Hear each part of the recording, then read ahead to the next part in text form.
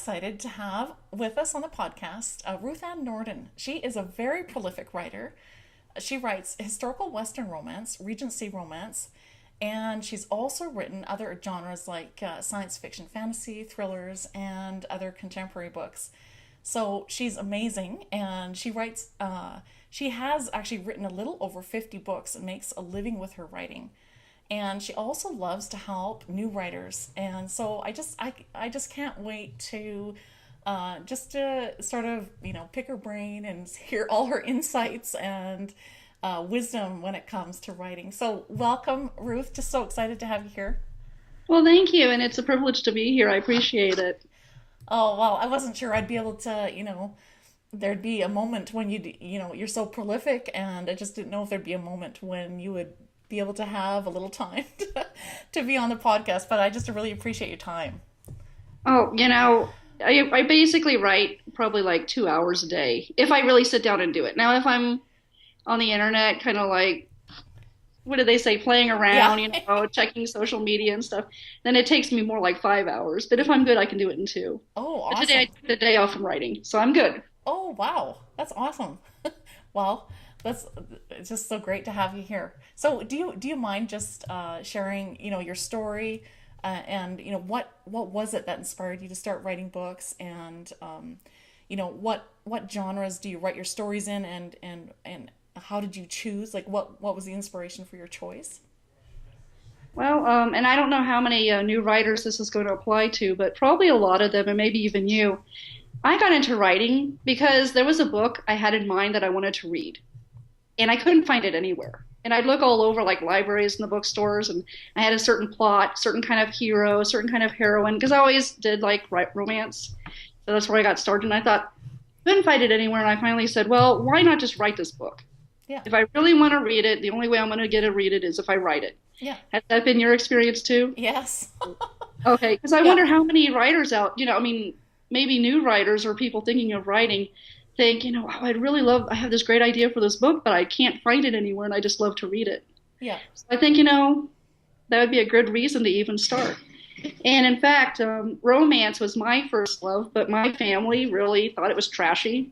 Oh, okay. They're like, Yeah. oh, yeah, why don't you do something like, murder mysteries or science fiction or fantasy, something that makes people think instead of, the stupid romance books that don't take any thinking power at all, right? So, for the longest time, that's why I used to write those other genres. Oh, okay. Yeah. And it really took a lot to kind of get out of that mindset that I had to write to please them. Yeah. And so finally, I dug up this old manuscript I started of a romance back in 2007. Okay. Like, I really like this. So I went ahead and finished it. And, I thought I'd go back to fantasy after that or thrillers. But then after I got that one romance idea and I finished it, I came up with another idea and then another one. And I kept thinking I was going to quit at some point. I wasn't going to write anymore. But the more I wrote, the more ideas I got. So I guess I would tell new writers, if you have someone in your life telling you, oh, come on, that's not for real writers, or you need to write literary masterpieces, or, Yeah. well, who's going to care 100 years from now? Whatever things they may be saying to try to get you down. I would say go ahead and pursue your passion. Yeah. It just really opens doors, and I know it takes a lot of courage, because it did for me. And, it wasn't like it was easy for people to accept the fact that I wrote romances. And they're like, you're putting your real name on your, book covers and stuff. And I'm like, yes. But I think it helps too when you're able to stand up to them. If they are negative about it, then you're going to handle the 1-star reviews a lot better Yeah. because you already passed that first hurdle. But if you have like a supportive environment, I say that's great. That's all the more reason to pursue what you love. Yeah. Did you Oh. ask another question in there that I didn't answer? Because I think, Oh, yeah. No, just I was just I mean, you kind of answered that. It's just, what was the inspiration for your choice? I guess what maybe because I just like to read it. Yeah. That was it. It kind of caught my attention as a reader. Yeah. I like a variety of genres, and I really like horror, but I Yeah. can't write horror really Yeah. well, so I don't write it. But I can write romance well, so I write that. Yeah. Yeah. No, you're an excellent romance writer. So Well, thank you. I I appreciate love I love both the historical westerns and your Regency romances.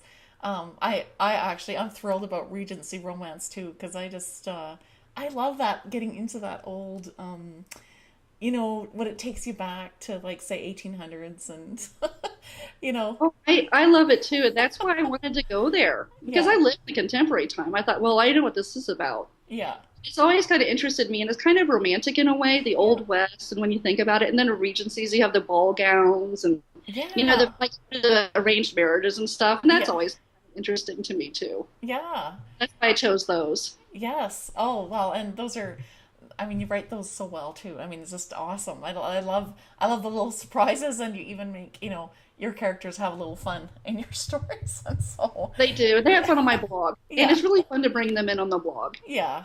Yes, you do that. And I think that's a I don't there's not that many authors that I see doing that. Like, where you ask characters questions almost like you're interviewing them, and they often give snarky replies. I find when they argue with me, especially if they don't like what I'm doing Yeah. in the book, that is the thing the readers love most. Yeah. And that gets the most responses. Yeah. And I think, stuff like that, if you can think outside the box, Yeah. that kind of helps. But I got the idea from Rose Gordon because Oh, she started okay. doing character interviews. And I thought, well, this sounds like fun. It sounds like something I can do. Yeah. So I have to give her credit. Yeah. No, Excellent idea. that's a really good idea. I just it's like you get to see a different side of your character than that's in the book, kind of, Oh, I right? know. Because the one that gives me the most grief is the easiest one to write. He's a lot of fun. Yeah. I like him. And then I don't have to say goodbye to them either, because then I can bring them back at any time I want. Because Yes. it's hard, when you're writing and you close that book and you're kind of like disappointed because you have to go on to another one. I mean, Yeah. writing a series, it's not the same because you're not focused in on them. Yeah. So it's kind of nice to bring them back once in a while. Yeah, no, that's awesome. Well, that's true. When you start to get to know your character, it's almost like they become your, I don't know, your little babies, maybe, in a way. Well, they do. You get to Cause, know them. yeah, yeah, Yeah, and actually, sometimes when I get stuck, and I was just thinking of this now, sometimes when I get stuck, I'll have an interview with the character. that's a good idea. It's like, what in the Yeah, world are you doing with this? I gave you this thing to act. I just gonna say this is your thing that you're acting in, and yet you're not really working with me, or you're not giving me any insight. And sometimes, like during the course of that, just writing it out, yeah, I will kind of get past a writer's block that's awesome. for some of that. Yeah, I just thought of that. So sometimes when I'm really stuck, that's what I do, and it helps. Yeah. Oh, that's a good idea. I'm gonna need to do that. Because I can think of a book right now where I'm stuck. So, Well, I'm sure, and as we were talking earlier, yeah, I get stuck in every book. At yeah, some point, I get stuck, so it kind of helps to bring them in and yeah. give them a good whack on the head. Sometimes they give me a whack on the head, but either way, it's fun. Oh, that's really good. That's really good. That's fun. So, I mean, with all of your writing and stuff, you're very prolific. Like, you've written a lot of books, and so, for new writers that are listening, would you share your process? Like, I don't know, like, do you have a certain number of words that you write per day or per week, or do you write in the mornings? Like, or how do you figure this out and still do life, because you're a busy mom of four boys? How do Right. you do it all? School age. There is hope for moms. Now, I don't work, so that helps. And I Yeah. know some people are also battling work with all this. But what I do is I work backwards. So what I'll do is I'll pick, okay, on this day, and this is where pre-orders kind of helps because it Oh, forces okay. me into that deadlines. I'm like, okay, well, my average is about 2 to 3 months to finish a first draft. So I'll go 2 months beyond that, Yeah. and I'll figure that's my deadline. I want this book out, let's say, by May 8th. Okay. So then I say, well, okay, I have to have it with my editing team for a month. Yeah. So then I go but you have to have, like, for pre-orders, you have to have it out, 10 days? They want you at least 10 days to upload it. Oh, okay. But I like to give myself 3 weeks, just in case the pre-order doesn't, like, go through somewhere right away. So I'll do the deadline, and then I'll do, okay, 3 weeks out, that's for the pre-order. And then I'll do like 1 month to get it to the editing team. And then so I'll go a month beyond that is to get the first draft done. Yeah. So I'm working backwards. So it's really like 5 months. Okay. I'm Yeah. planning out, but I'm thinking that 2 to 3 months is what it's going to take to actually write the first draft. Yeah. And then I have a deadline. Okay, first draft is due by this day. And then I say, well, okay, then I go back and work back to what today is. And then I work 5 days a week. Yeah. So I'll just count those 5 days. And so I figure 5 days and then, for the month, and then I divide out. Does this make sense? Yeah. Yeah. I feel like I go backwards, but I only do 5 days a week. I don't do 7 days a week. That's too much and it burns me out. So Yes. there's no Okay. way that's going to happen. So then I just divide that by whatever the days are Yeah. and say, okay, that's my daily word count goal. Okay. Yeah. So, but if I'm having a really hard time getting that word count in for Yeah. that day, sometimes I don't always make it, but I don't start the next day and say, okay, I'm going to make up for yesterday because that will drive me crazy. Yeah. Never catch up on that.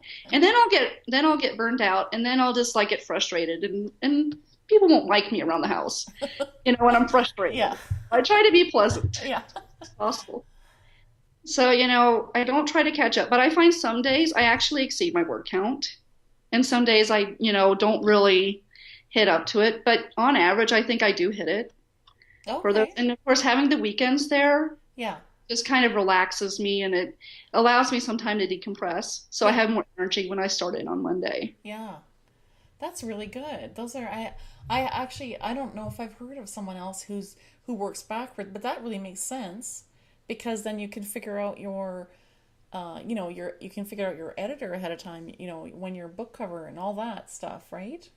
Yeah, and I usually bug my cover artist and my editor, and I have two editors, and I usually give them a heads up like months in advance. My cover artist has already finished me up for the year, with all my covers. Oh, And that's wow. another thing I like about pre-orders is it Yeah.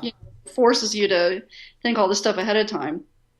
But with the editor, I'll usually say, okay, these are and I feel so sorry for her sometimes, like the one that I really bug, because I'm like, okay, so this is like the book for this, deadline for this date, this one, this one, this one, and I have like about 6 or 7 Yeah. that I'm giving her, and I think it's 7 this year, but I did 2 last year, Okay. so the 2, that left over. So I probably have like 7 for her this year Yeah. that she's going to edit, Yeah.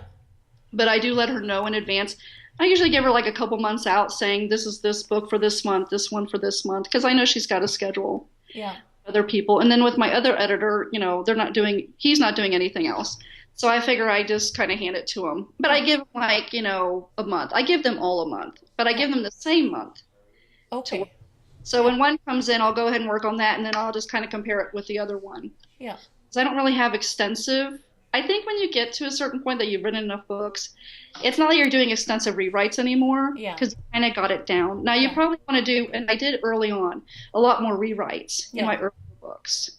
So you probably really want an editor who is really detailed and will look at story Mhm. structure and all that. Mhm. I Yeah. know I'm jumping ahead on that, Yeah.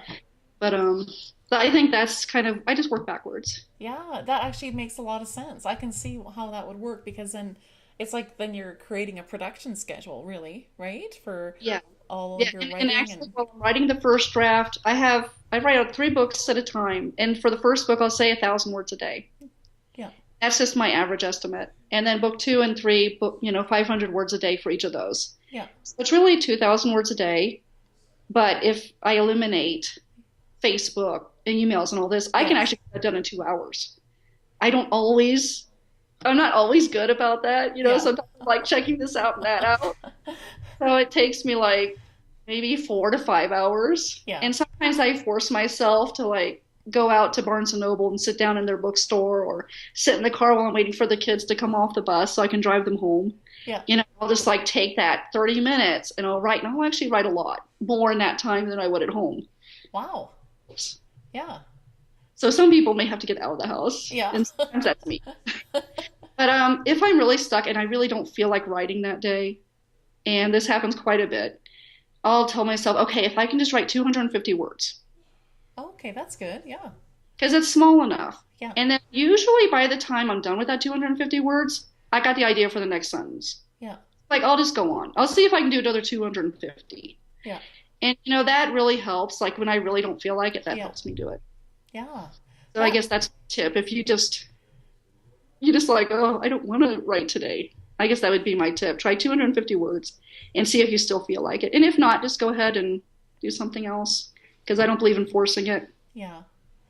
Yeah. No, that's really uh yeah, sometimes when it's forced, it makes it harder to, Okay.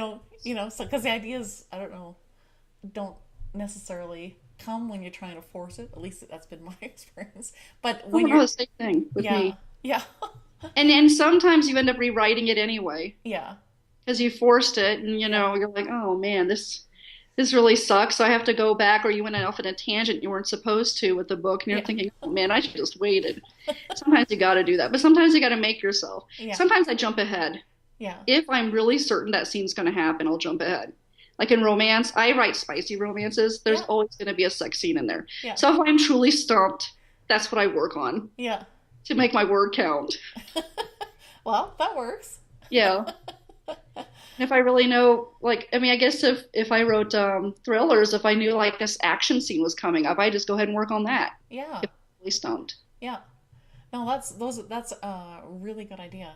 Yeah, no, I like that, and I like the 250, because sometimes the 250 word idea, because sometimes I, at least for myself, when I think about, oh, okay, I've got to get this 1,000 words in today, and I sometimes know the big number is overwhelming. But it is. if you break it down, okay, no, all you need to do right now is 250, Right. and And that helps a right, lot. yeah, Yeah. And what I'll usually do after 500 words is I'll do the laundry or something, and that gives my eyes a break from the computer. yeah, And it kind of helps me while I'm doing that. I'm thinking, what am I going to do next? And yeah, so that break kind of helps too in there. yeah. No, that's really good. That's very helpful.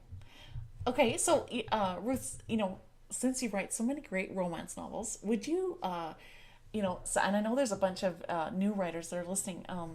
So would you walk beginning writers, new writers, through the different stages of writing, and kind of give your tips for each, like, through the steps that you've kind of taken when you start writing? Right. Well, the first one, of course, is your idea.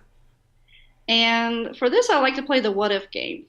And this is usually sometimes, when you're reading another book or watching something on TV or even having a conversation, someone could say something and you think, well, that's an interesting idea.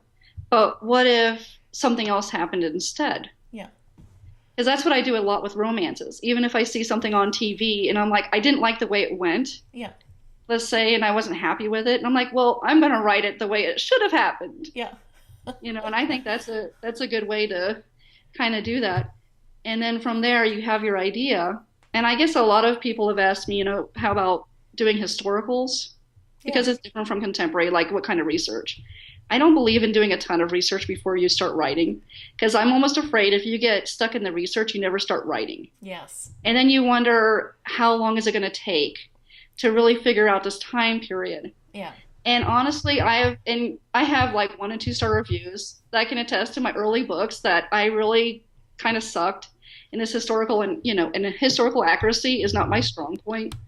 I like to think I got better as the years went on. yes, But I guess I just think sometimes you just got to start the book, yeah, and you kind of learn as you go, and don't expect to be perfect, and don't, on your first round, yeah, you're going to miss stuff. And I mean, when you're writing, you're like, huh, what did they call, this back then? yeah. Go ahead and do a quick search online. And I think Dean Wesley Smith said he doesn't spend any more than, I can't remember if it's 5 or 15 minutes researching something. Oh, okay, And he's yeah. kind of like, if it's taking longer than that, he'll just kind of highlight it, that section, and he'll go back to it when he edits the book. Oh, okay, that's a good idea. I almost Yeah, get afraid of getting stuck. yeah, So I guess I have a friend who just got so stuck in research for months, she yeah, never started the book. And yeah, then she's like, I have a book. yeah, I was thinking, well, and I know you want to be historically authentic, but sometimes, it's okay to just highlight it and just keep going, because really it's the story I yeah, think people are after. yes, And I think people, the general population, will forgive historical inaccuracy, yeah, but they don't want a boring story. yes, So for me, it's a lot more important to have an interesting story. yeah, yeah, So I guess I don't really hit the research too hard, but then again, that's how I read too. I'd rather just be entertained. So yeah, I get to think, what kind of book would I like to read? But yeah, do some research, but don't get stuck in it. yeah, Um, I guess with the writing, You know, if you're having trouble, 250 words. Now, I guess some people might do well with plotting. I don't plot. So I can't really advise anyone on how to plot a book. I just kind of write by the seat of my Yeah, pants. It's yeah. kind of whatever scene's coming next. That's what I do. Um, Now, what I do when I'm writing the first draft, when I'm about halfway through the first draft, I print out like a chapter a night of the book, starting at chapter one, and I'll read it. So those are my initial edits. And it actually kind of helps to do that because I might forget something. Oh, okay, that's a good idea. This person had this color hair. Yeah. Here I'm having this color hair. Or this person's name was this here, and this person's name changed here. So while I'm writing it, I can go back, and it's an easier fix Yeah. Yeah. for that. So I like to do that. And then by the time you're kind of done writing the first draft, you can also be done editing that first draft if you just do one chapter a night. Yeah. And it doesn't take longer than 15 to 20 minutes to do something like that. I guess depending on how long your chapters are. Yeah. That's mine.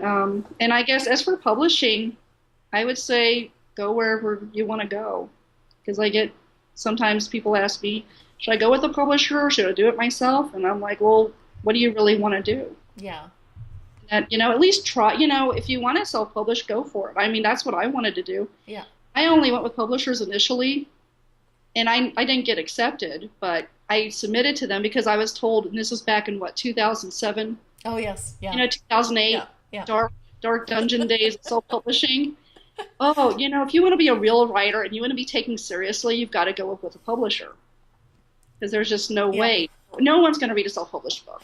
It's an amateurish thing to do. But, you know, I really wanted to self-publish, so I finally said, screw this, I'm going to self-publish. Yeah. I've been happy with that. Yeah. Oh, that's awesome. I love self-publishing. I do. You You know, have control. You get to yeah. say exactly what you want to do with the books. Yes. And I Yeah. love Yeah, and that's the beautiful thing, right? Is that you don't have to fit in an exact, thing, or even right. in genre. Even if you wanted to be a little creative with the genre, you could, or Well, and whatever. that's true Yeah, because, I mean, I like, you know, I'm a Christian and I always wanted to have sex within marriage, but, you know, no Christian publisher would have taken me on. yeah, yeah, Even today, they wouldn't. yeah, There's no way they would put spicy content in it. yeah, They consider kissing or necking, you know, spicy, and I'm thinking, wow, that's really tame. You know, for me, that's not spicy at all. That's not interesting, but that's yeah, not what I want to write. So I yeah, just figured but I didn't want to go the other way either because I was afraid a publisher was going to tell me, you know, well, you must have this done a certain way, have them have sex outside of marriage, because I wasn't comfortable with that. yeah, And I think that self-publishing allows you to do what's comfortable, yeah, you know, and allows you to go outside the box. yeah, And that's what I love about it. yeah. No, that's really good, and I love your stories, Ruth. Oh, I like it that you do think outside the box. Yeah, with your yeah. writing.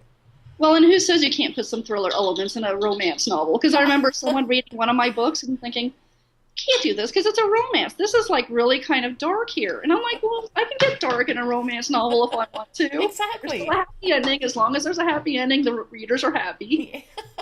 You Exactly. just never know. Yeah. Yeah. No, I think that's fun when you can add different, just to kind of make it a little more creative, right? And more interesting. Yeah. So that's great. Yeah. So, kind of along with that, I think, like with your books, you really create emotionally engaging characters in your stories, and as a reader, I know it really draws me in. So, would you talk about kind of how you do that, and tell us how a writer can dig deeper inside the character's heart to create characters that connect emotionally with the readers. Yeah, I think, you know, it's kind of hard to explain. You kind of have to write from the heart Yeah. and not with the head.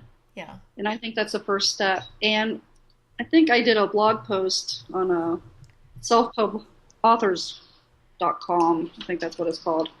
But I did a post on trying two exercises if people are having trouble with this. Yeah. One would be taking a really positive experience from the Yeah. past Yeah. and kind of like what events happened Yeah.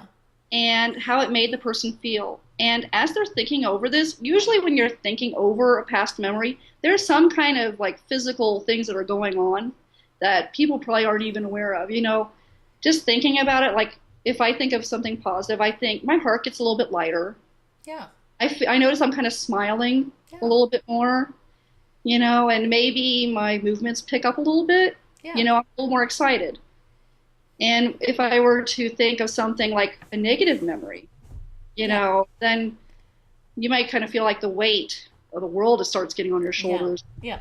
You might even notice you might scowl a little bit. You're not trying to, but this stuff is happening. Yeah. And I'm thinking that as you're thinking of writing, if you can tap into the stuff like what you're thinking and what you've gone through in your life and how you've responded and Yeah. how your body's responded in those situations, Yeah. I think it helps you write in the character's point of view a whole lot more. Yeah. So you have to put yourself in that character's point of view. Yeah. So, and also you've got to experience everything the character does. Yeah. I'll never forget. I don't know if you read Loving Eliza, but that was the book where she was always hungry. And I was Yes. so in Yes. her character Yeah. because she just didn't have food. She just didn't have the money for food. Yeah. I would eat a full meal before I wrote the scene because I knew I was going to get so hungry, and I would still get hungry, and I would still get something to eat when Yeah. I was done with that scene, and it was crazy. But I mean, if you can get yourself that involved with your character, you are like feeling everything. I think that you're writing the emotionally engaging character. Yes. No, that's really good. Yeah, and I love it that that you kind of talk about sort of going into, so whatever, say if you're writing, a thriller and the person was really fearful of something. So if you thought of a fear you had, Right. it would help you to write that scene better, right? Because you would, Oh yeah. it's like you're really, because as the writer, you're putting your, kind of your thoughts, I guess, along with what you're sort of dreaming up, the character that you're dreaming up. You're kind of putting those two together, right? Right. Because I Yeah. really do think our characters really stem from something inside of us. Yeah. Yeah. And there's good and there's bad, Yeah. and if you can tap into that kind of thing, then it really helps. Yeah. Yeah, I love your analogy because, Yeah. yeah, just think of a time. For me, it'd be like seeing a mouse in the house that would, you know, freak out. Yeah. No, that's good. Ruth, so this isn't one of the questions, but would you consider writing a book on that? I think you'd have so much to say. Creating the character? How to create emotionally engaging characters, like how to tap into, as a writer, how to tap into your, whether it's love, your feelings of fear, your feelings of, maybe insecurity, your feelings of, do you know what I mean? Because we're all humans. We all have these at one point or another in our life, right? Right. We've had these feelings, but Right. I think it's sometimes hard to, how do we tap into that to bring it into our characters and into what we write? I don't know. That's just a thought I had. That would be great because, I was thinking, what book can I write for my blog? So that'll be wonderful. Started out as a blog and then transferred to a book. That'd be awesome. Yeah. Well, Yeah, I like that. I know that would really help me and maybe probably a lot of other people. Sure. Yeah, that'd be fun. And I probably would learn a lot more about character and point of view just from doing that. Yeah.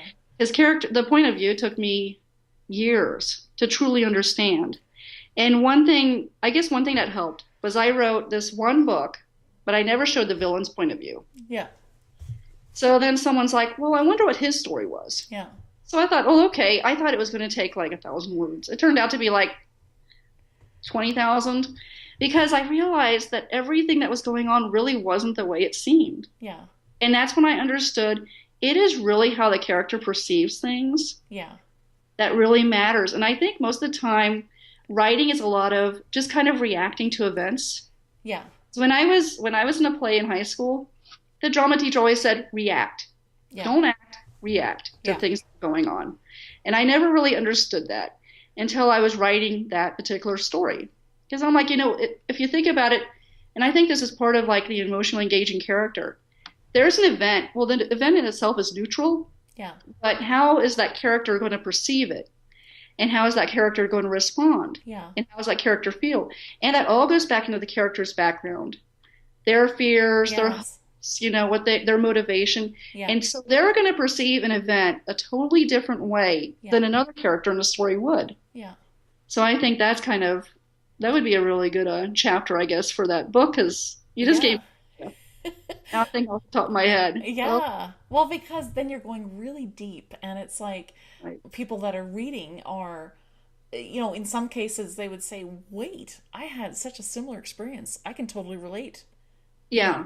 Right?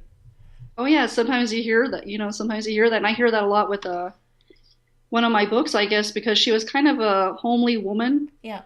but the hero loved her, Yeah. but no one else saw that loveliness in her until he did, and Yeah. he kind of brought it out by the way he treated her and stuff, Yeah. how he talked about her, and I was surprised by how many women Yeah. told me they have felt the same way, and that's why they love the book, because their Oh. husbands have done the same for them. Oh, Ruth, that's And I so, just oh, Yeah, I I love just that. never in a million years did I think it would go in that direction. Yeah. That it would touch anybody. But yeah, Yeah. so I guess that's part of the emotionally engaging character would touch people on that level, and like you said, kind of what's that connect with someone. Yeah. Yeah, I've been through that too, and I understand. Yeah. Yes, a lot of it takes a lot of risk because you have to open yourself up and be willing Yes. to be kind of in pain with that character Yeah. and cry with that character and Yeah. really delve deep. And I just finished a book I thought it was so dark Yeah. for romance because Okay. it dealt with the issue of rape. And rape is really hard. Yeah. And I really didn't, I fought that book for 2 years, and that's why I didn't write it. That was Wagon Trail Bride. But, Okay. Yes. Yeah. yeah, Yeah. it just, like, I didn't want to do that to the heroine, Yeah.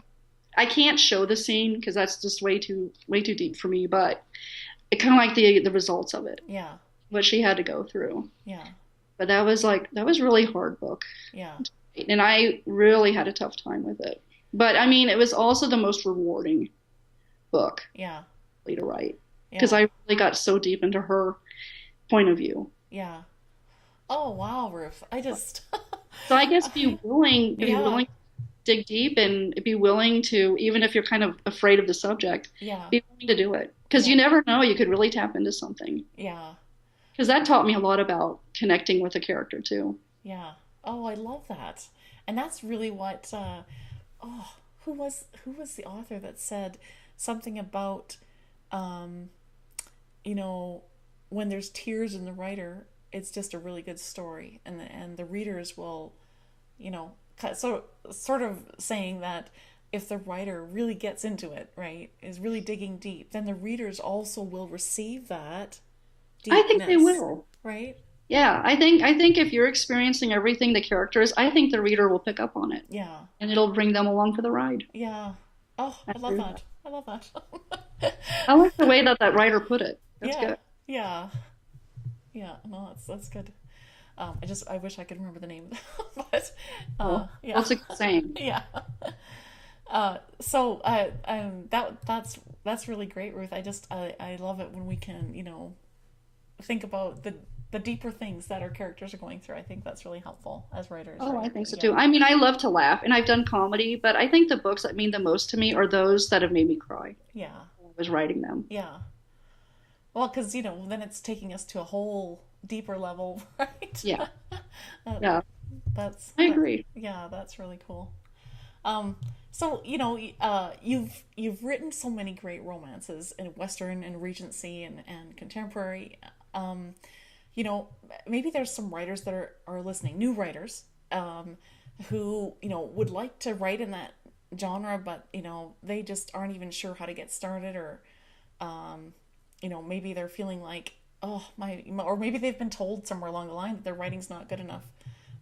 So would you just talk about how writers could sort of step into writing that genre? I don't know.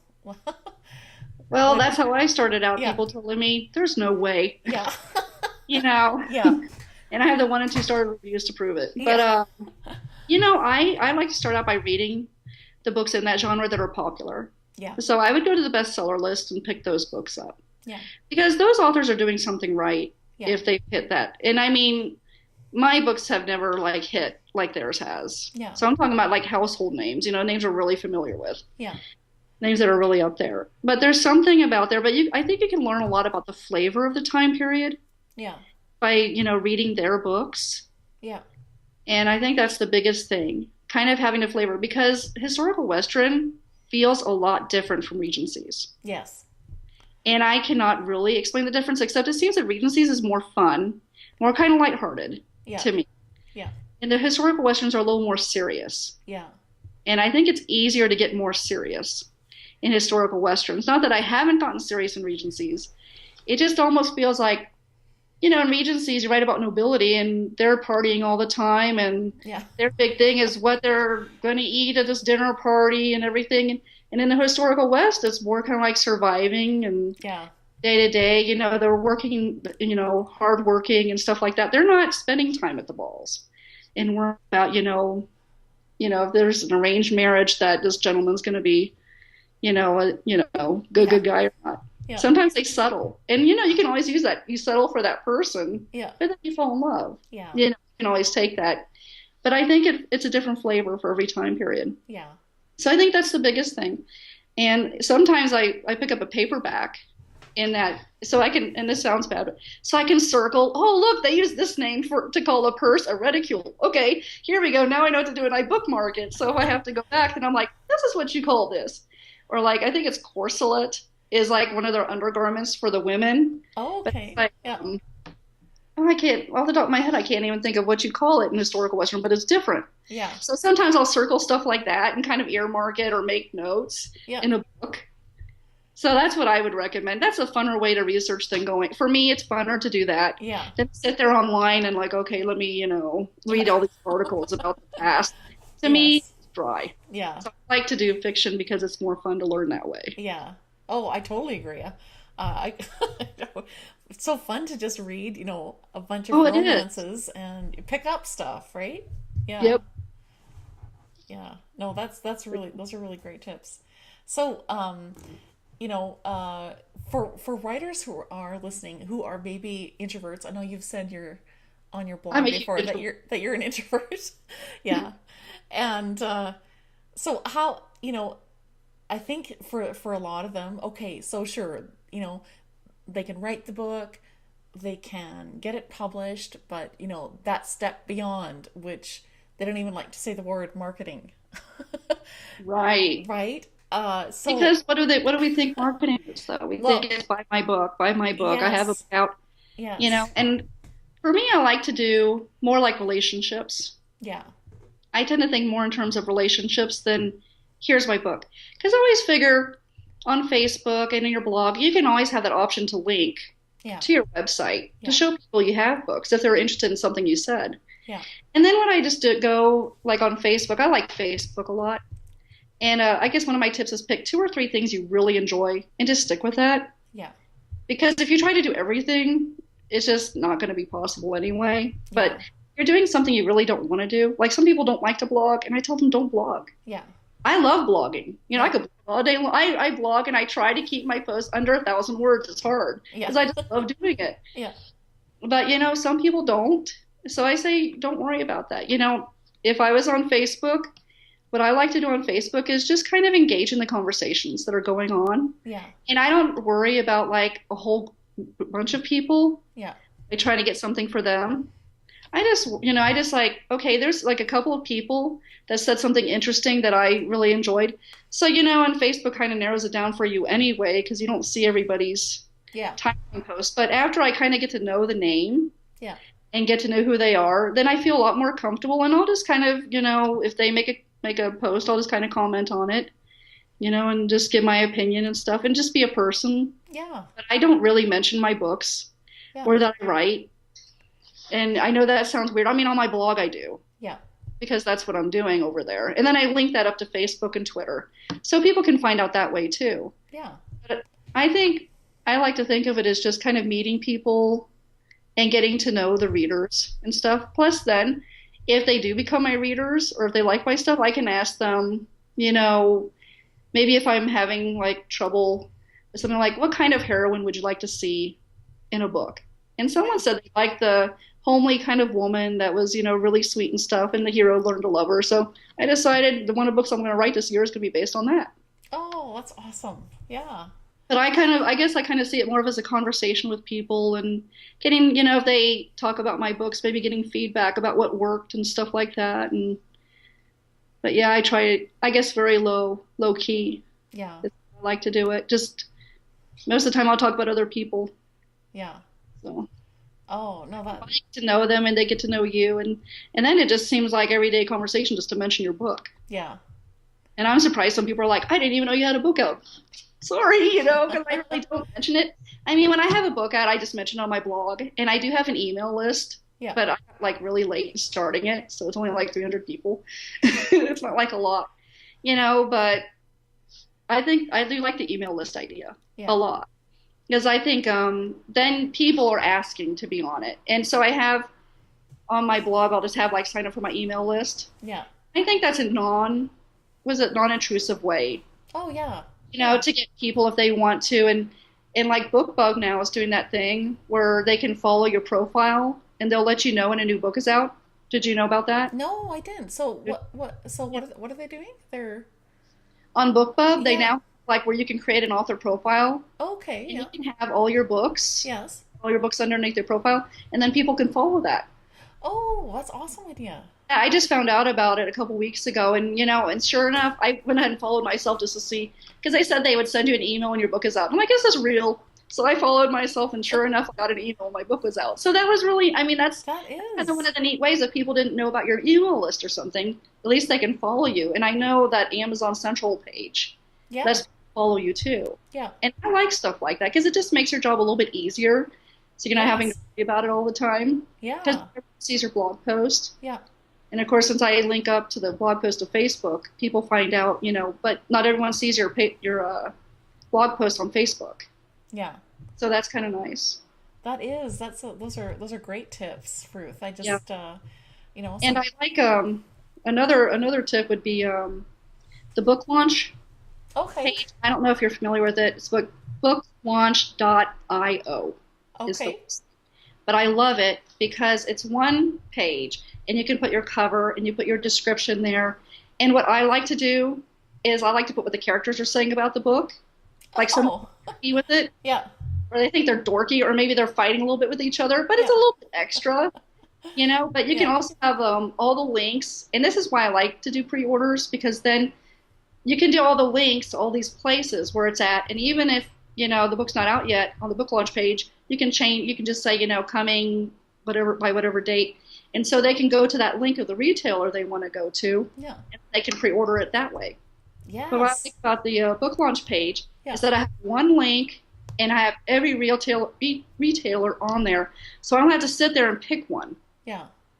or like inundate people. Here's this link for this link for this place, this link for this place, because we're always like, usually we think of Amazon, and I think, okay, iBooks, Kobo, Barnes& and Noble, and I did that one time on Facebook. I feel like here I had this book up here, and then I had links down for every other Yeah. place, and I was like, man, look at this long thing. You feel like you're bugging people. Yeah. Whereas I had that one link to book launch, and then they could just go and then pick from there. Yeah. It's just much easier.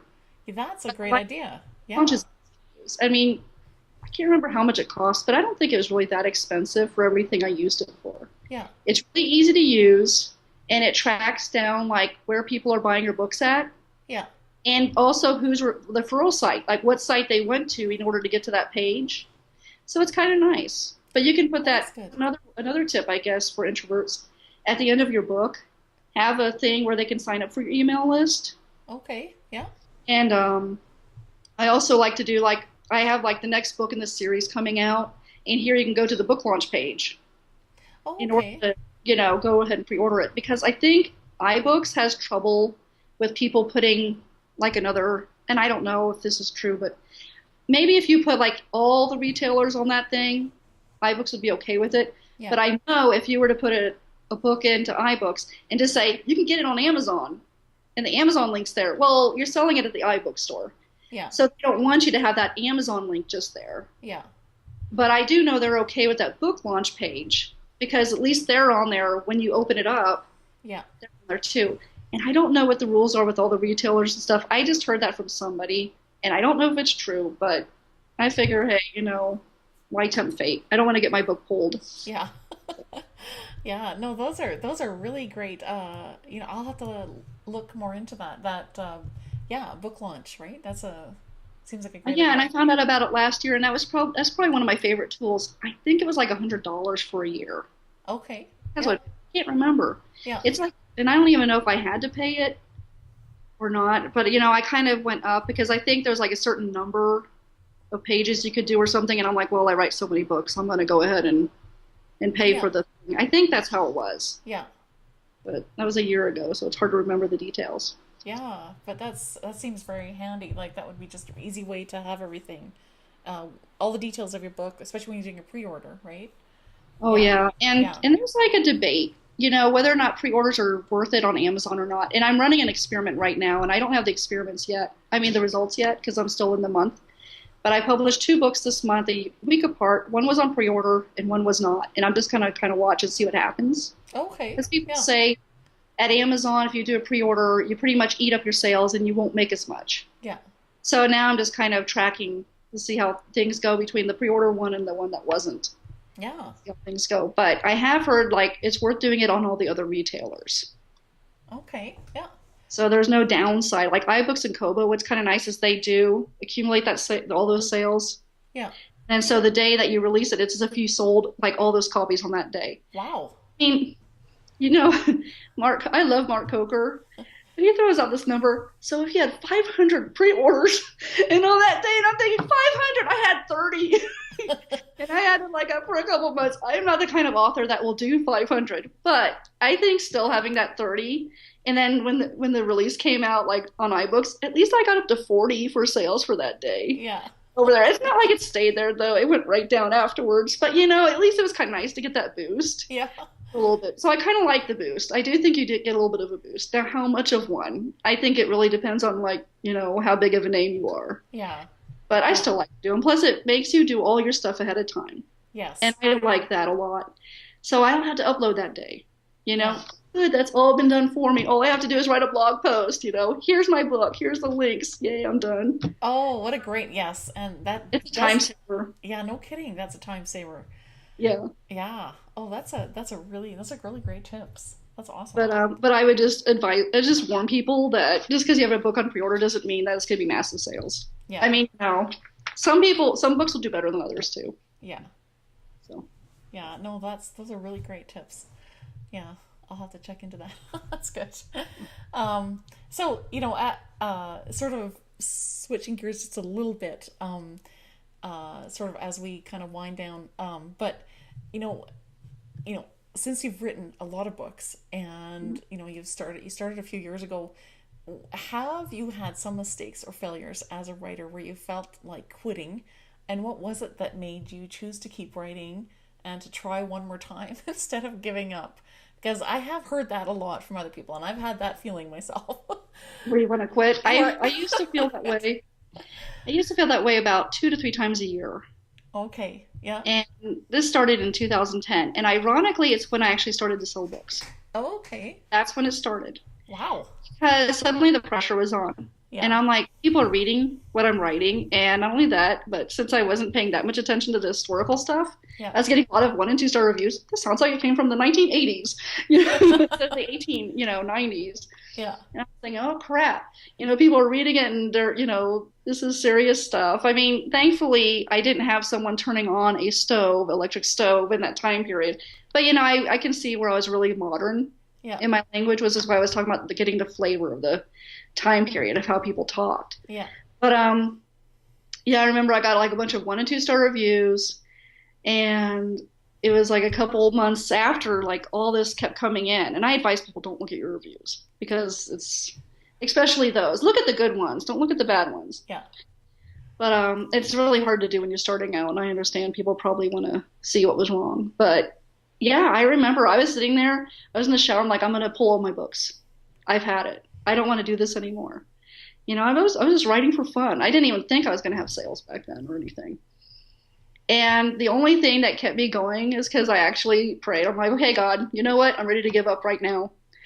And so I sat down after the shower. I sat down at the computer, and there was an email from someone I didn't even know. And the person said, I just want to let you know to continue the good work you're doing. Oh, And I I could love not that. believe I got that. And I still have that. So from that point on, whenever I felt discouraged or wanted to give up, I would look at that. And that'd remind me there was one person out there that liked what I was doing. Yeah. and that person was worth it. And from that time on, it's kind of like whenever I get like positive feedback, sometimes I'll print them out. So when I start to kind of despair, I look through it and I'm like, okay, there are people that hate my work, but there are also people that do like it. And that's what kept me going. And I think another thing is when sales drop. Yeah. And I understand, like, and I mean, I'm feeling it too. My sales are not where they used to be. So I kind of understand, like, you kind of just want to quit because you're like, what's the point? And I guess I go back to the reader sometime, but I also have to take myself off Yeah. and it's not even look at sales, which is really hard when you're doing the experiment of how your pre-orders are doing. And it's just killing me right now because it's really hard to want to keep going because I'm like, oh, I'm not where I thought I would have been. But yeah, I just tell myself, okay, the readers. So I'll go, on Facebook and look at some of the old messages Yeah. and remind myself. And, they're so encouraging. And it's funny because when you tell one of your readers that, sometimes you just kind of want to give up. Yeah. Boy, it's just the encouragement they give you. Yeah. It's a lot. Oh, that's huge. And I love that you keep, you know, that you keep the encouraging, emails or whatever, that you print them off Yeah, because, I need to because I need to get centered and remind myself, and it's not just about books. It's nice to make money, but it's not just about money. yeah, And I think that helps kind of keep me grounded. yeah. No, that's really good. That's really helpful. So kind of in there, because you were saying when you first started out, you felt like your writing maybe wasn't as good as it is now, and I get that because that's probably normal, right? We keep getting Oh, better. I think so. I Yeah, mean, looking back, I'm thinking, yeah, well, why, what, if your writing is still where it was at when you were starting, you're probably not improving, and that's not a good thing. no, So hopefully we all have our next book better than our last. yes, I then try not then to go back and rewrite that old book because it wouldn't be the same book anyway. It's hard not to want to go back and redo it. yeah. Then I tell myself, it's the next book, the next book. The people want the next book. The people on the next book, yeah. Yeah. So, what would be your advice, Ruth, for people that feel like their writing isn't good enough? Like maybe they've been told just the writing part Right. isn't good enough. Do you have tips for that? Well, I would say if anyone has said they loved your writing, I would talk to them if you can. Yeah. And I mean, sometimes you can't. That's why I like to keep the emails Yes. that I get. Another thing is I like to talk to other writers, like writer friends that would understand it, Yeah. because only a writer understands that. Yeah. I tell my husband, and he has no idea what I'm talking about. Like, just keep writing. I'm like, it's not that easy because it is emotional. Yeah. This isn't something you just built. Like, it's not like a car you just built and that's it. Well, maybe they do feel bad if someone says something bad about the car they built. But I think anything creative, Yeah. because it came from us. Yeah. So it's kind of like, you're saying you don't like me. I know. And, I know. It feels that way. it does. And I know you have to, they say, be objective. And the more it happens, the easier it is to brush it off. Yeah. So I promise it does, because I don't want to quit anymore. Yeah. Well, Now, that's sometimes encouraging. when I look at my sales or lack of sales, I want to like, "Ugh, why am I doing all this work, for all this?" But yeah, it just, you really get to the point, and it took me like probably about 5 years to get to the point where I no longer wanted to quit because people were, speaking about their books. Maybe because sometimes it's hard to be objective. I guess if you're new and starting out, Yeah. if you have a writer friend that you really trust who is kind, Yeah. also honest, Mm-hmm. maybe getting their input in your book. Mm-hmm. If you're Yeah. starting and wondering, is this working? Is this part of the genre that I'm in? And I think maybe even if you can find a beta reader, Mm-hmm. someone familiar with that genre, because I think sometimes when people say they don't like your stuff, maybe they don't read that genre and they're not interested in it. Oh, So they okay. don't really understand Yeah. that, where you're fitting in. Yeah. Because, having a science fiction author telling me that my romance sucks doesn't really mean a whole lot. But, a romance reader saying, okay, well, this is where you're weak would mean a lot more Yeah. because they read it and they're familiar with it. Yeah. But I would pick someone definitely who is kind. Yeah. There are some people who will really just kind of take the opportunity to bash you in, and you don't want it that. No. Because that's really going to discourage you. Yeah. No, that's really great, and actually that makes a lot of sense. Of course, someone is reading science fiction, if they're not really interested in romance, they're gonna see Yeah. that romance book totally different, right? Oh yeah, because if I read a science fiction, I'm like, where's the character? Because I think romance, it focuses so much on the character, right? Yeah. And everything. And it's not just love, but it's about the character's journey. And I think maybe science fiction is more plot driven. Okay. So I Yeah. feel like, but I'm not getting enough in the character and stuff. And where's the love story? I want a love story here. It's like everyone dies. What's the point? I just watched a movie where everyone died and I was so upset. But I'm like, that's the genre. Yeah. For that genre, that works. Yeah. And so yeah. No, that totally Sorry, makes sense. I started on that tangent and I can't remember where I was going with it. But Well, no, but that makes sense that, someone or even maybe a thriller writer who isn't totally into romance, oh, sure. wouldn't maybe necessarily understand the romance and might tell you that they don't like your book when in fact it's just they aren't really interested in romance, they're interested in thrillers, right? Right. Right. Could be like not enough suspense or something. I read a friend's Yeah. book and I really like her thrillers, but she did a murder Okay. mystery and I couldn't get into it no matter how hard I tried. Yeah. But it sold really well. Now I couldn't get into it, but that's just because that's not my preference as a reader. But she hit her market, Yeah. and she did very well. She got really good reviews and a lot of people liked the book. But sometimes it's really about the person and you got to take that's their opinion and kind of their background into consideration. Yeah. Thinking that. Now, another thing I would say, I would just say, are you happy with it? Yeah. Maybe when a new writer, is this the kind of book you want to read over and over? Yeah. And I think if it is, it has value. Yeah. And I think that's one of the tests. Yeah. Yeah, no, that's really good. So, yeah, because I think maybe often we don't ask ourselves that question enough. Do we like the Right. book That's as true. as the writer, right? Do we? Because we're always thinking like about pleasing the reader. I And I know. can understand that. But sometimes you have to step back and say, would I write this book again? Yeah. Do I think it's worth it? And sometimes that's enough. Yeah. But I always figured that's why I went to self-publishing. I just figured, well, if no one else is going to read it, I will. Yeah. That's You know? awesome. Yeah. But of course, that's before I knew that people could even sell a self-published book. Yeah. Your mindset does change when you start thinking of it as a business. Yeah. No, and that's true. But I mean that's great. That's why it's such a beautiful thing.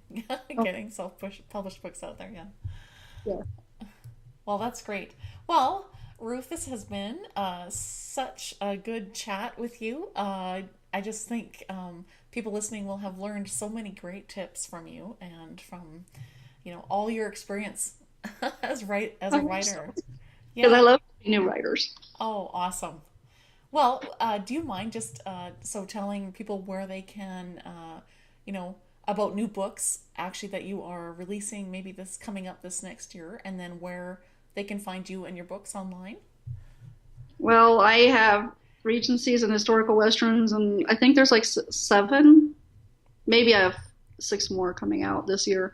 But that's the best place to really find me and like all the stuff is my website, and that would be www.ruthannnordin.com. Yeah.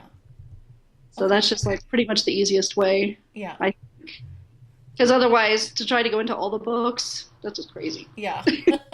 No, that's awesome. And yeah, and I encourage anyone listening to, read some of Ruth's books. They're just I just love them. I just love how you have the characters relating to each other, and they're just really engaging and interesting to read. So Well, I guess what I can do, like I do have a website. Do you ever see my blog that it's kind of like the self-published authors? yes, I do.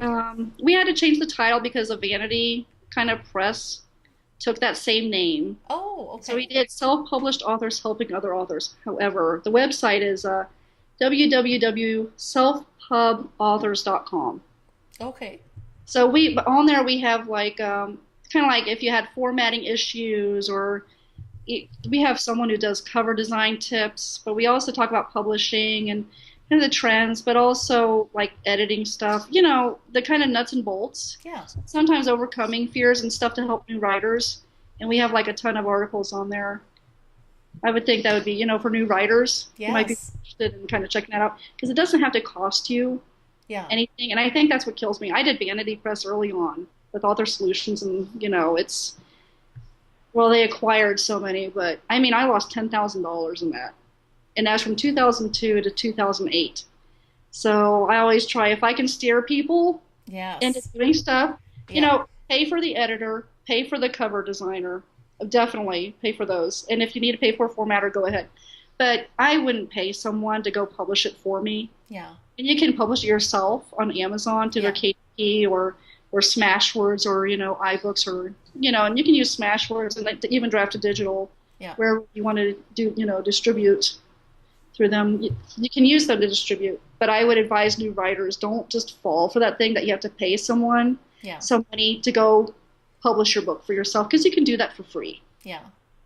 No, So that's if I awesome. can save anybody the same grief Yeah. and losing all that money that I did, then I've done my job. No, that's good. And I that's a great website, selfpubauthors.com. Yeah. Oh, good. Yeah, because it's just it's all listed out, the different, whether you're doing book covers or whether you're doing editing. It's just very helpful, right? And Yeah, and so, Stephanie Beeman is the one who did all the work on that, like organizing all those posts. okay. 'Cause she had Yeah. it where set up that if you put it in the tabs, it automatically goes into that subject. Okay. I don't Yeah. know how she did it, but well, more power to her. She knows way more about that stuff than I do. No, that's really good. Yeah. So it's actually, I learned a lot actually from that website. So Did you? thanks. I've seen Yeah. you on my other blog. I Yeah. can't remember if you ever, maybe you did. I mean, because I know your name and stuff, Yeah. and I remember, but I remember you more from the other blog. Yeah. Okay, Yeah. so you know what I'm Ev- talking about then. Every once in a while, I'll just stop by. Oh, Yeah. I know. It's hard to keep up. I mean, it's hard for me to keep up too. No, that's great. Well, Ruth, I just really appreciate you just taking the time and just sharing your great wisdom and advice on writing, and just thanks so much. Well, thank you for having me, and I really enjoyed it.